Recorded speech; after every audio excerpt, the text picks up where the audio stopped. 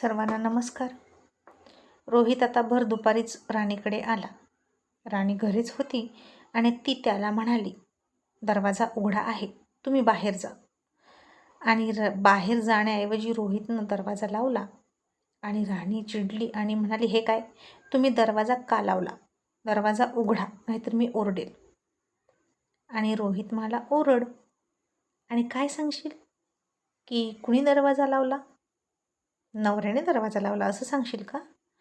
मग ओरडून सांग, तुलाच वेड्यात काढतील सगळे. असं म्हणून तो पुन्हा आरामात खुर्चीत बसला. जणू काही हे त्यांचंच घर होतं. आणि राणी मनात म्हणाली, किती दादागिरी करतो हा माणूस, सगळीकडे यांच्याच मनाचं कसं काय होऊ शकतं. आणि आता ती त्याच्याकडे पाठ करून हाताची घडी घालून रागात उभा होती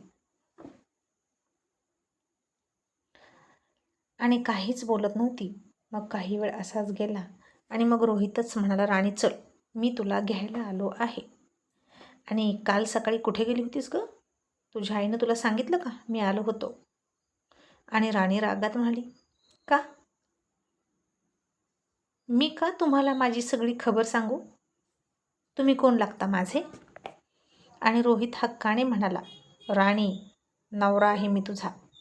तसं राणीनं त्याच्याकडे रोखून बघितलं आणि तिच्या नजरेत अनेक प्रश्नचिन्ह होती.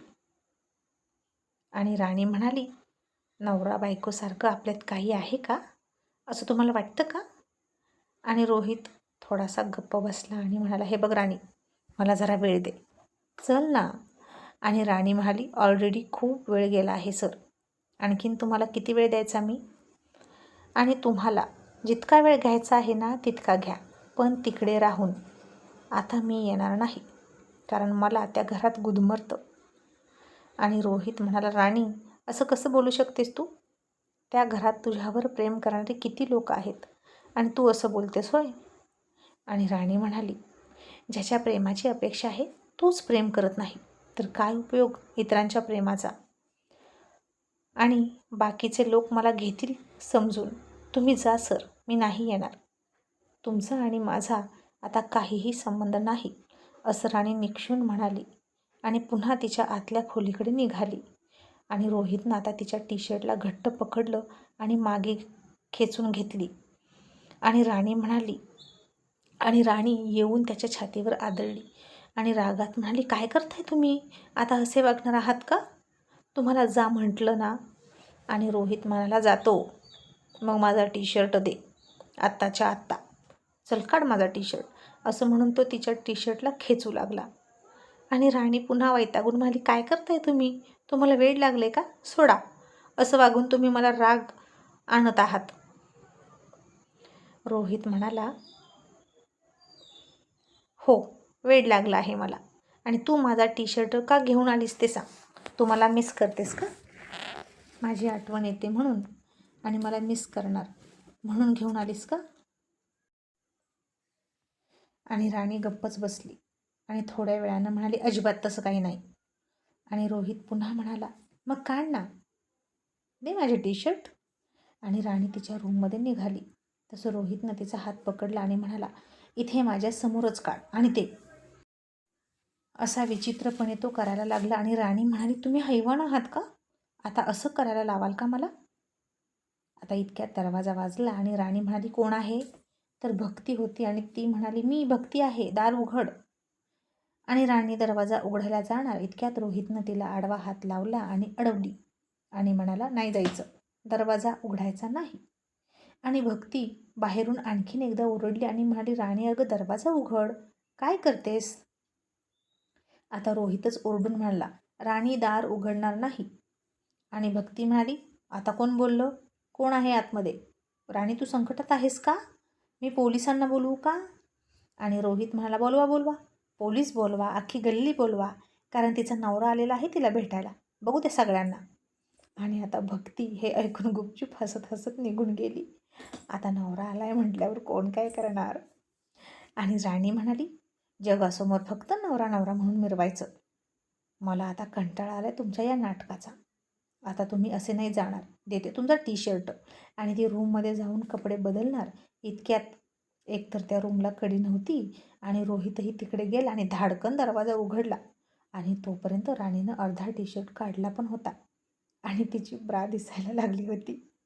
आता त्यानंही ते बघितलं. तसं राणीनं घाबरून पुन्हा टी शर्ट खाली घेतला आणि मनात म्हणाली, काय विचित्र माणूस आहे हा, कुठेही कसाही घुसतो. आता काय करू यांचं मी. आणि मग राणीनं तिचं उघडं कपाट पटकन झाकलं आणि त्याला म्हणाली, तुम्ही बाहेर जा, मी तुमचा टी शर्ट देते. रोहित म्हणाला, पण कपाट का लावलंस? काय लपवतेस काय माझ्यापासून त्या कपाटात काय आहे? राणी म्हणाली, काही नाही, तुम्हाला काय करायचं? असं म्हणून ती कपाटाला आडवी उभा राहिली. आणि रोहित म्हणाला, आणखीन कुठल्या तरी बेस्ट फ्रेंडची लिस्ट असेल त्यात, दाखव बरं. आणि काय गं, तुला काही अक्कल आहे की नाही? सगळं सांगतेस ना त्या मनोजला? आपल्या बेडरूममधलं सिक्रेटसुद्धा सांगतेस का? आणि राणी म्हणाली, आपल्यामध्ये सिक्रेट काय आहे ते जरा सांगाल का? आणि काय लपवायचं मी? आपल्या तर काहीच नाही लपवण्यासारखं. आणि रोहित म्हणाला, तरीही मी ड्रिंक वगैरे करतो तेही सांगितलं का? राणी म्हणाली, हो, कारण तो बेस्ट फ्रेंड आहे माझा. आणि रोहित चिडून म्हणाला, best friend best friend best friend, तुला कशाला हवा गं बेस्ट फ्रेंड? आणि त्याचा फोन घेतेस आणि माझा कट करतेस का? राणी म्हणाली, का? तुम्हाला पण आहेत ना बेस्ट फ्रेंड, आणि तुमच्या बेस्ट फ्रेंडला पण माहीत आहे ना सगळं तुमच्याबद्दल. तुम्ही तर त्यांच्यासोबत बसूनच ड्रिंक करता. मग माझ्या बेस्ट फ्रेंडला फक्त तुम्ही ड्रिंक करता हे कळलं तर काय झालं? आणि तसंही फ्रेंड खूप जवळचा असतो. आणि रोहित संशय घेऊन म्हणाला, आणि नवरा? नवरा कोणीच नसतो का? तो जवळचा नसतो का? आणि राणी म्हणाली, जो नवरा नवरा नसतो तो कोणीच नसतो. तुम्ही फक्त कागदावरचा नवरा आहात. आणि आता बाहेर जा, मला कपडे चेंज करायचे आहेत. दरवेळी तुम्हीच सांगायचं ना, आपलं नातं फक्त कागदावर कागदावर, मग आता ते कागदावरच राहू द्या. देते तुमचा टी शर्ट. आणि रोहित पुन्हा म्हणाला, पण माझा टी शर्ट तू का घेऊन आलीस हे तू नाही सांगितलं मला. माझी आठवण येते म्हणून का? आणि राणी म्हणाली, असं काहीच नाही, चुकून आला. आणि जाणा बाहेर, असं म्हणून ती कपाटासोबत चिकटून बसली. आणि रोहित म्हणाला, काय आहे गे त्या कपाटात? आणि राणी म्हणाली, काय नाही. रोहित, मला नक्कीच काहीतरी आहे, सांग. तुझ्या बॉयफ्रेंडचे फोटो आहेत का? आणि राणी म्हणाली, हो आहेत, तुम्हाला काय करायचं? आणि आता रोहितला वाटलं, ही का कपाट उघडत नाही? कोण आहे तिचा बॉयफ्रेंड ते बघावंच. आणि काय रहस्य आहे हे बघायचं होतं त्याला. आणि त्यानं तिच्या हाताला पकडलं आणि सहजच बाजूला ओढून घेतली.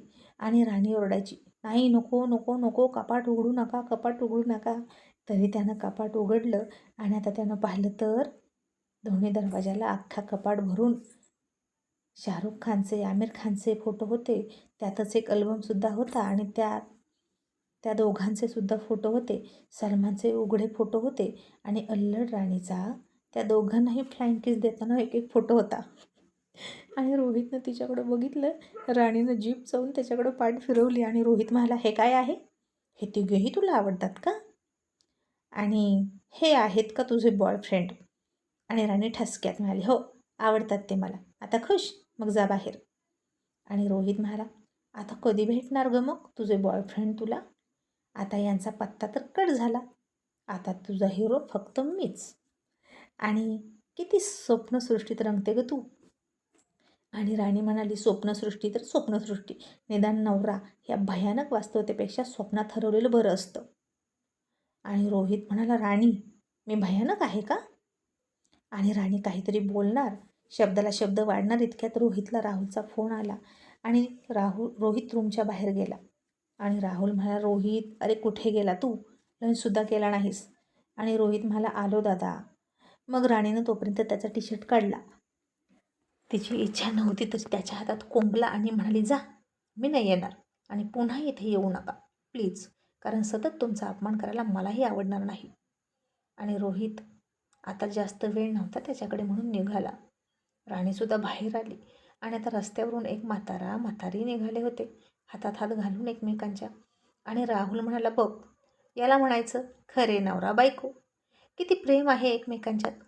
आणि राणी त्याला वाकडं तोंड करत म्हणाली, हो ना, तुम्हीच बघा, इकडे तरण्याचं झाले कोळसं आणि तिकडं म्हाताऱ्याला आले बाळसं. दुसऱ्याचं प्रेम दिसतं, स्वतःला प्रेम करायला नको. तसा रोहित गप्पच बसला आणि गुपचूप गाडी सुरू करून निघून गेला. आणि मागे राणी म्हणाली, अजिबात येणार नाही मी तुमच्यासोबत, मग काहीही होऊ दे. आणि आता राहुल रोहितला म्हणाला, का रे कुठे गेलतास? रोहित म्हणाला, राणीकडे, तिला आणायला. पण ती ऐकतच नाही. दादा प्लीज तू चल ना तिला समजवायला माझ्या वतीनं. ती नक्की तुझं ऐकेल. प्लीज एकदा प्रयत्न कर ना माझ्यासाठी. रोहित म्हणाला. मग त्यानंतर राहुल म्हणाला, मग तू त्यानंतर चुकणार नाहीस ना? आणि त्याआधी मला सांग, तिनं तुझ्याकडे परत का यावं? काहीतरी ठोस कारण दे. आणि रोहित म्हणाला, दादा मला नाही कळत काही, पण ती रूममध्ये नाही तर मला रूम खायला उठते. सगळीकडे फक्त ती दिसते आणि कधी कधी तर गळासुद्धा दाबते. आता राहुल हसला आणि राहुललाही कळलं की आता त्याच्या मनात विरहाची भावना आली. म्हणजे प्रेम जागृत होतंय हळूहळू. मग रोहितच्या आग्रहाखातर राहुल म्हणाला, आपण उद्या लंच ब्रेकमध्ये जाऊया. मग आता दुसऱ्या दिवशी लंच ब्रेकमध्ये दोघेही नेमके राणीकडे गेले. राणी आज लक्ष ठेवूनच होती की तो येईल की काय, आणि ती दरवाजा उघडणारच नव्हती. पण नेमका राहुल होता आणि तिनं दरवाजा उघडला नाईलाजानं. आणि तिनं रोहितकडे रागातच बघितलं. राहुलला बसायला दिलं. नाईलाजाने आता ती दोघांसाठी सरबत घेऊन आली. आणि जसा रोहितनं सरबत पिला तसं त्याच्या तोंडाला गरमच लागलं. राहुल मात्र आरामात शांततेत सरबत पित होता. आणि राणीला म्हणाला, राणी छान झालाय बरं का सरबत, सगळं प्रमाण अगदी योग्य आहे. आणि रोहितने चकित होऊन राहुलच्या ग्लासला हात लावला तर त्याचा ग्लास थंडगार होता आणि रोहितचा ग्लास मात्र गरम गरम होता. म्हणजे राणीनं रोहितला गरम सरबत दिला होता. आणि राहुल म्हणाला, रोहित अरे पी ना. आणि रोहित म्हणाला, कसा पिणार? गरम सरबत तू तरी पिला होता का कधी? मी तरी नाही पिला. आणि राणी यापेक्षा ना लोहरस आणून देतेस का जरा?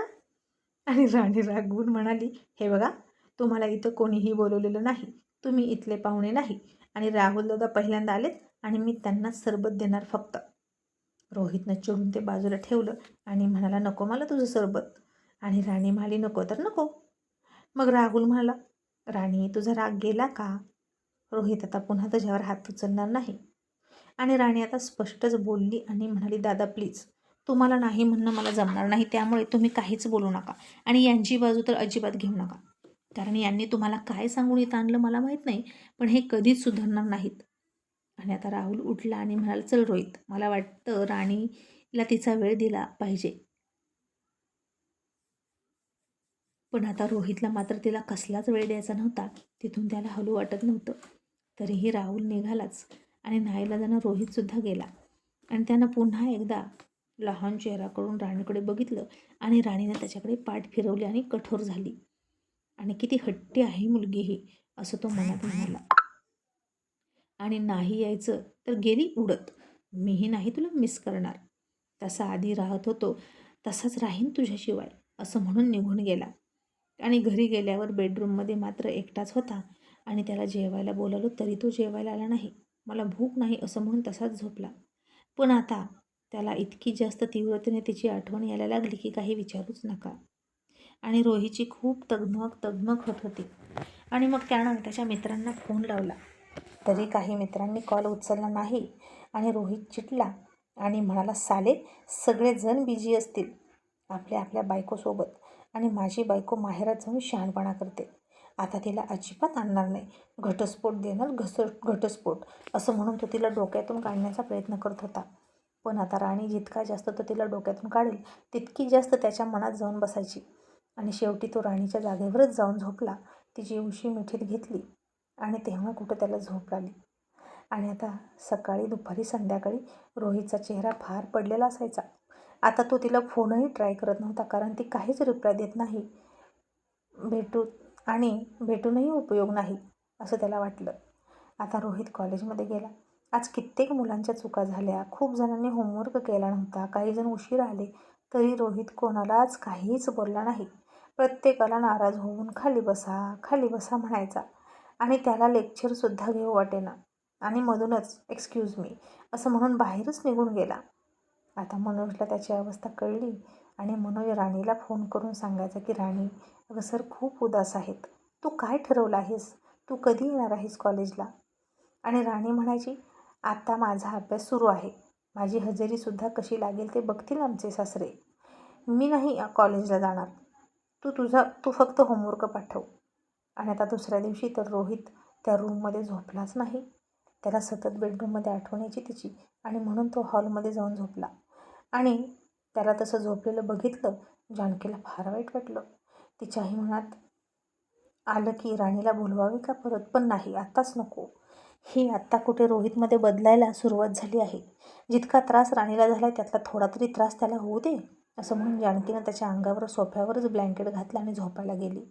आणि मग आज रोहित भर दुपारी सिद्धूला बोलवून फक्त उदास होऊन एका रेस्टॉरंटमध्ये बसला होता. आणि त्याचा चेहरा बघून सिद्धू म्हणाला, रोहित यार, तुला याआधी इतकं सिरियस कधीच नाही पाहिलं, तेही एखाद्या मुलीच्या बाबतीत.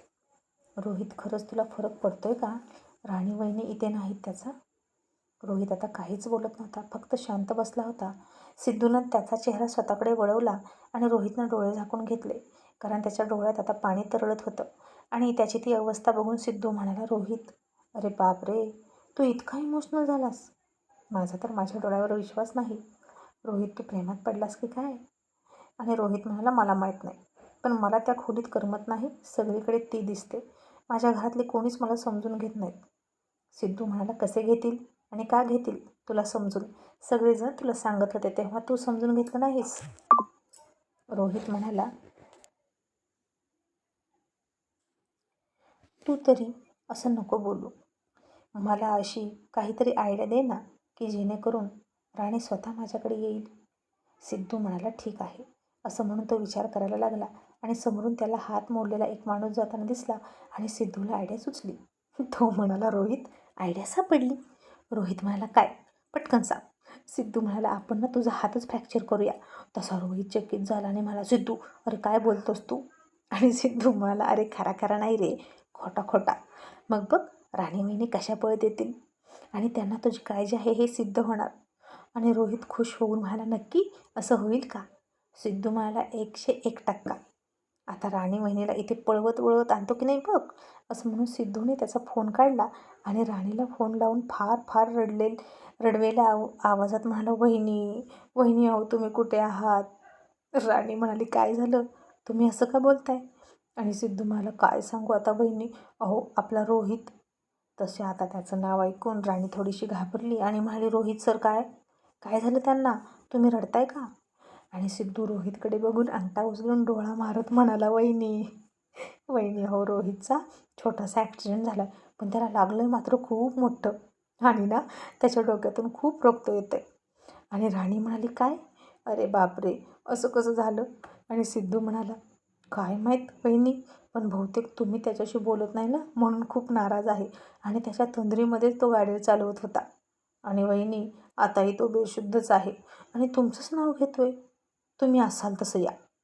आणि राणी आता खूपच काळजीत पडली आणि म्हणाली, तुम्ही कुठे आहात मला सांगा, मी पटकन येते. आणि राहुल दादांना कळवलं का? आणि सिद्धू म्हणाला, हो हो वहिनी, मी त्यांना सांगितले. आता फक्त तुम्ही या, कोणाला सांगण्याच्या भानगडीत पडू नका. तुम्ही पटकन या. आम्ही अमक्या अमक्या रेस्टॉरंटच्या समोरच आहे, तिथंच रोहितचा ॲक्सिडेंट झालेला आहे.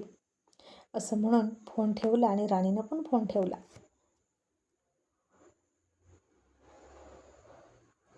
आणि आता राणीसुद्धा त्याच एरियामध्ये फिरत होती भक्तीसोबत. आणि ती भक्तीला म्हणाली, भक्ती, हे रेस्टॉरंट कुठे आहे गं? याच एरियामध्ये आहे ना? आणि भक्ती म्हणाली, अगं पलीकडच्या रोडला आहे, चल पटकन. आणि इकडे सिद्धू रोहितला म्हणाला, आता बघ कशा राणी वहिनी पळत पळत येतात. पण तूच चल लवकर, आपण तुला बँडेज करूया. असं म्हणून ते दोघे रेस्टॉरंटच्या बाहेर आले आणि समोरून राणी आली. आणि बॉम्बला रोहित आणि राणी समोरासमोर होते. आणि रोहितला काही झालं नव्हतं. आणि रोहितनं तिच्याकडे फार फार वाईट तोंड करून बघितलं. आणि राणी फार चकित होऊन त्याच्याकडे बघत म्हणाली, हे काय आहे? आता तुम्ही फोनवर काय म्हणाला? ह्यांना लागलं, ॲक्सिडेंट झाला, पण हे तर ठीक आहेत, म्हणजे तुम्ही मला फसवलं. आणि आता सिद्धूनं तिथून पळ काढला.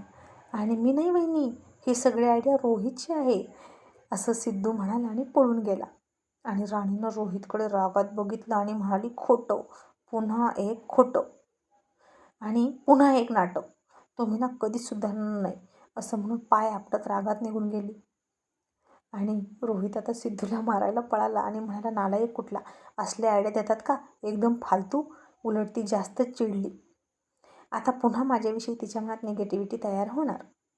आणि सिद्धू म्हणाला, रोहित, पण त्या आल्या की नाही पळत पळत, हे महत्त्वाचं. रोहित म्हणाला, हो यार, तिच्या चेहऱ्यावर काळजी होती, याचा अर्थ तिला माझी अजूनही काळजी आहे.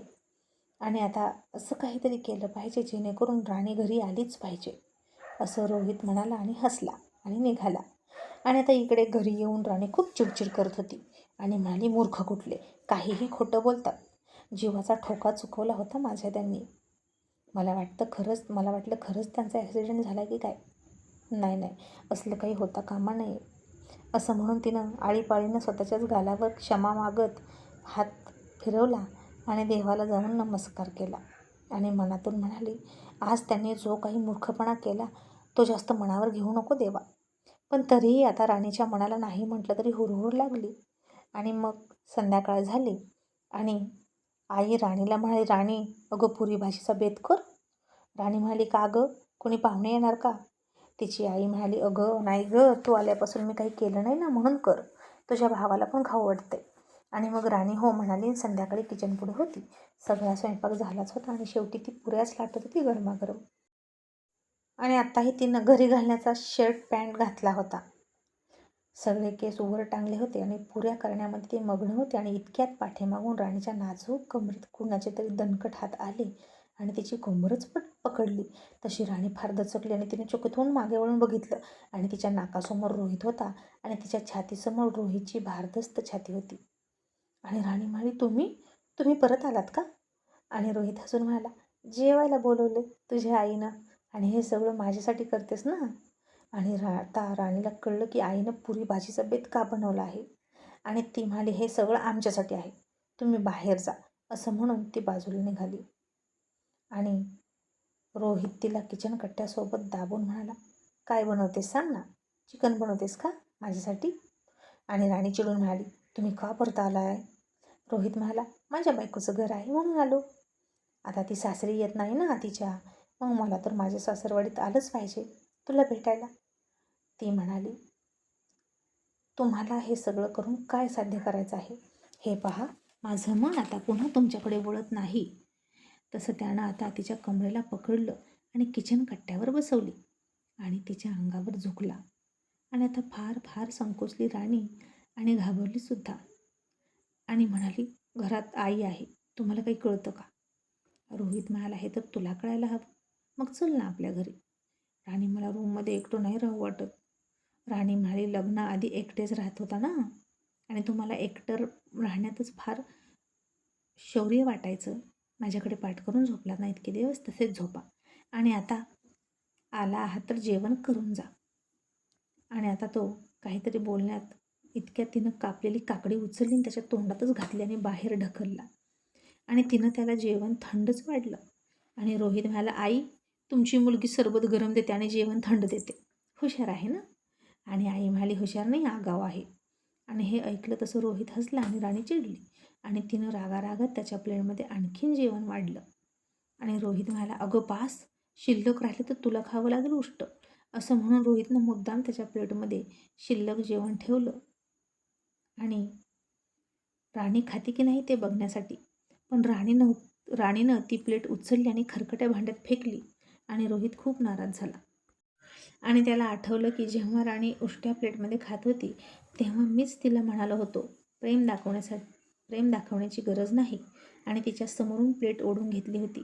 आणि आता जेव्हा मला वाटते की तिनं माझ्याविषयी प्रेम दाखवावं आणि राणी प्रेम दाखवत नाही, असा विचार करून तो उदास झाला.